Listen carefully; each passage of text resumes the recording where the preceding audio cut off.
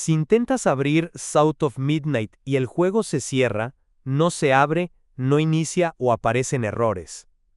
Esto puede suceder porque tus controladores no están actualizados, o los archivos de South of Midnight están dañados o corruptos.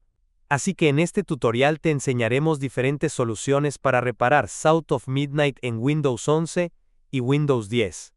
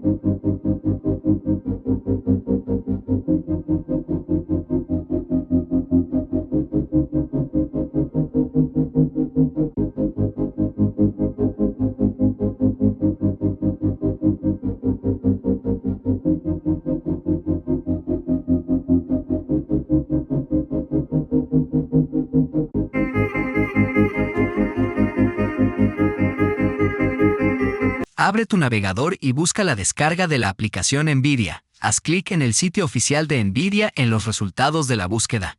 Una vez en el sitio web, haz clic en Descargar para obtener el instalador. Cuando se complete la descarga, abre el archivo y sigue las instrucciones para instalarlo. Acepta los términos y condiciones, y la aplicación se instalará automáticamente en tu computadora. Cuando se te solicite, elige entre Game Ready Driver o Studio Driver, según tus necesidades, y haz clic en Siguiente. Finalmente, haz clic en Listo. Y eso es todo.